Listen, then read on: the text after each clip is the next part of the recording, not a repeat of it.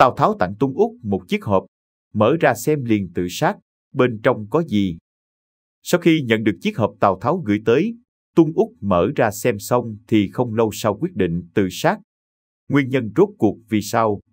Tào Tháo là một trong 3 vị quân chủ quyền lực nhất thời Tam Quốc. Ông cũng được đánh giá là chính trị gia kiệt xuất trong thời kỳ này. Vậy, dựa vào đâu mà Tào Tháo có thể nhanh chóng gặt hái được nhiều thành tựu vào thời kỳ cuối của nhà Đông Hán và thời Tam Quốc? Tào Tháo nổi tiếng là người có tài thao lược, nhạy bén trong cả chính trị và quân sự. Tuy nhiên, để có thể thống nhất được phương Bắc rộng lớn, đồng thời từng bước củng cố quyền lực giữa lúc thiên hạ đại loạn như vậy, Tào Tháo không chỉ dựa vào chính bản thân mà còn có được sự giúp đỡ của rất nhiều anh hùng, hào kiệt. Trong cuộc đời lẫy lừng của Tào Tháo, vị quân chủ này đã chiêu mộ được vô số nhân tài. Trong đó có một kỳ tài hiếm có với nhiều cống hiến to lớn. Người này là Tuân Úc, sinh năm 163 và mất năm 212, biểu tự Văn Nhược, là một mưu sĩ, quan đại thần thời Đông Hán. Ông chính là người có công lớn giúp Tào Tháo gây dựng sự nghiệp. Tuân Úc một lòng theo Tào Tháo. Tào Tháo còn gọi Tuân Úc là Ngộ Chi Tử Phòng, nhằm so sánh ông với Trương Lương, biểu tự Tử Phòng, danh thần khai quốc nổi tiếng thời nhà Hán, người có vai trò quan trọng giúp Hán cao tổ Lưu Bang gây dựng cơ nghiệp, đồng thời được xưng tụng là một trong Hán sơ tam kiệt trứ danh. Tuân Úc ban đầu được tiến cử làm Hiếu Liêm, sau được làm quan tại Lạc Dương. Vào năm 189, Đổng Trác mang quân vào khống chế triều đình, phong cho Tuân Úc làm huyện lệnh huyện Khanh Phụ gần với Tế Ninh, tỉnh Sơn Đông ngày nay. Tuy nhiên, sau đó Tuân Úc đã bỏ chức vụ này để về quê tại Vĩnh Âm. Sau đó, Tuân Úc tìm đến thứ sử Ký Châu là Viên Thiệu và được thu dụng. Tuy nhiên, sau một thời gian, đến năm 191, nhận thấy Viên Thiệu không thể làm nên việc lớn nên Tuân Úc đã tìm đến Đông quận, thuộc Diễn Châu, để theo Tào Tháo, với hy vọng cùng chung sức giúp đỡ nhà Hán.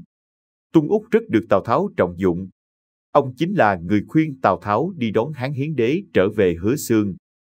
Đây được coi là một trong những bước ngoặt quan trọng tạo nên sự thành công to lớn cho Tào Tháo và chính quyền Tào Ngụy sau này.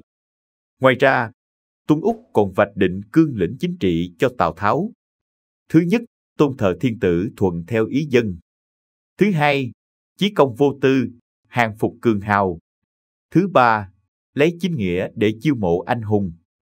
Sau khi đưa Hán Hiến Đế về Hứa Xương, Tào Tháo trở thành tư không, còn Tuân Úc được phong làm thượng thư lệnh, phụ trách cai quản việc hành chính trong triều đình.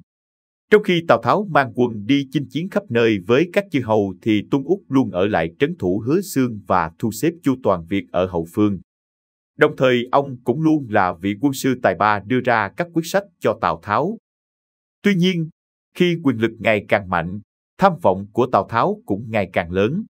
Ông không còn muốn làm bề tôi của nhà Hán mà muốn xưng vương. Đương nhiên, động thái muốn xưng vương cũng phần nào tỏ rõ tham vọng muốn cướp ngôi nhà Hán của Tào Tháo. Điều này khiến Tuân Úc không hài lòng. Ông nhận ra Tào Tháo quả thực đã thay đổi và việc đứng ra phò tá nhà Hán bấy lâu hóa ra chỉ là chiêu bài. Theo Tam Quốc Chí, vào năm Kiến An thứ 17 tức năm 212, Tào Tháo khi đó đã là thừa tướng nhưng muốn xưng là Ngụy Công. Các vị quan trong triều đều tán thành, nhưng duy chỉ có Tuân Úc là đứng ra phản đối. Do Tuân Úc ngăn cản nên việc xưng hiệu của Tào Tháo đành phải tạm hoãn. Điều này vô tình tạo ra khoảng cách và mâu thuẫn ngày càng lớn giữa Tào Tháo và vị quân sư tài giỏi Tuân Úc. 2. Vì sao Tuân Úc tự sát sau khi nhận hộp quà của Tào Tháo?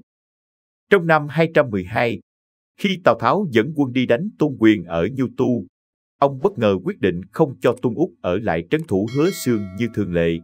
Thay vào đó, Tào Tháo dâng biểu lên Hán Hiến Đế đề nghị cho Tuân Úc tới huyện Tiêu để giữ chức quan Lộc đại phu.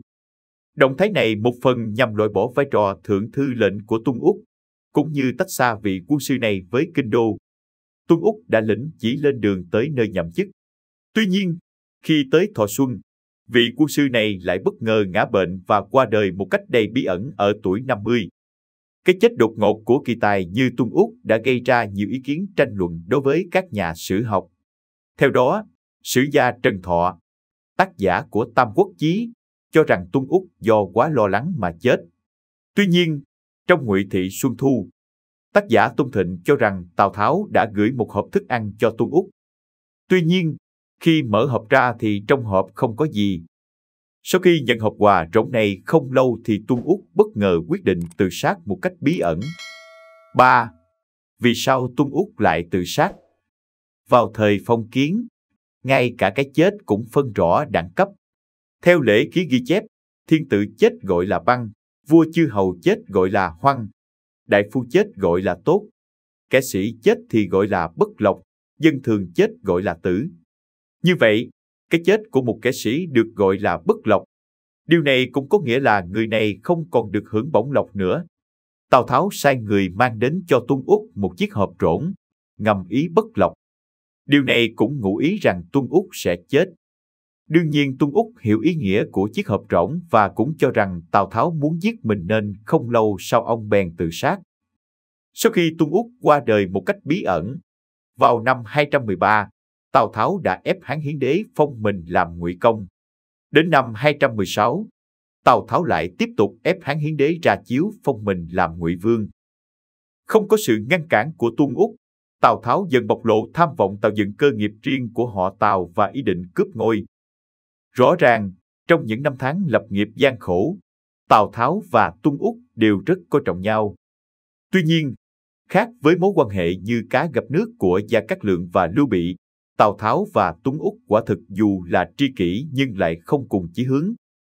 Tuân Úc là người một lòng hướng về nhà Hán, trong khi Tào Tháo đã sớm xa rời chí hướng ban đầu, lấy việc phò tá nhà Hán để làm chiêu bài. Đây có lẽ là điều khiến Tuân Úc không thể ngờ tới. Sự ra đi một cách đột ngột của Tuân Úc cũng được coi là bí ẩn khó lý giải. Video của chúng tôi đến đây là kết thúc. Cảm ơn tất cả các bạn đã quan tâm tới xe hay V88 và theo dõi video của chúng tôi. Đừng quên like, share và đăng ký kênh nhé. Đặc biệt đừng quên bật chuông để theo dõi những video nhanh nhất. Một lần nữa xin cảm ơn tất cả các bạn.